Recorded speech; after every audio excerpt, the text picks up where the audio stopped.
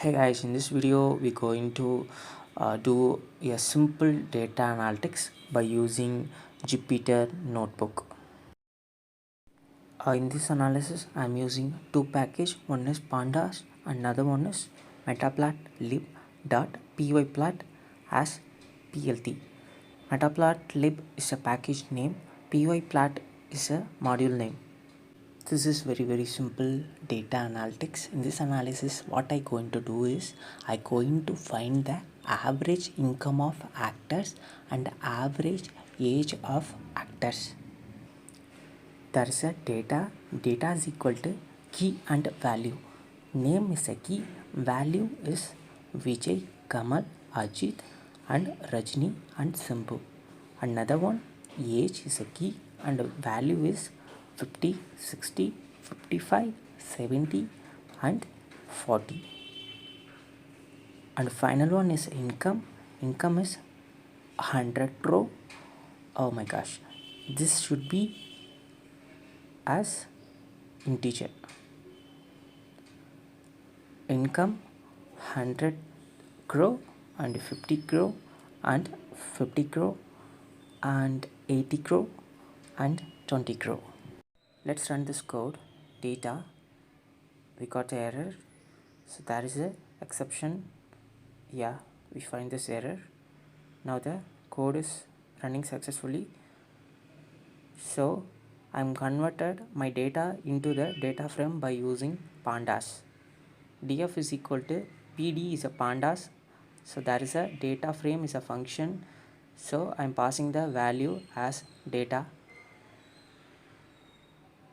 So this is very simple analysis. First I going to find the average income of actors. Df is a data frame inside income. So mean is nothing but it's a function, it's a average. By using this mean we can find the average of the income. So we got the answer, so I gonna print this as average income. And second one is a average age, the same. Df age dot mean is a function. By using this function we can find the average value, so we got the correct answer. We have a matplotlib package. By using that matplotlib package we can visual our data as chart.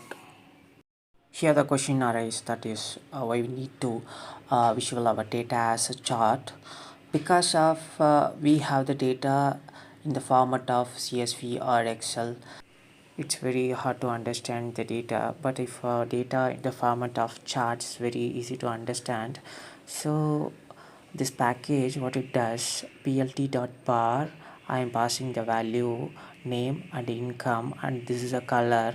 So if I run this code, here we can see the chart is very easy, like Rajni and Vijay, they are the one who having more income, and title, actor income, and x-axis, so name is x-axis I named name and y-axis I named income. So this is enough. If you have any doubt regarding this code, please let me know. Thanks for watching my video. See you. Bye bye.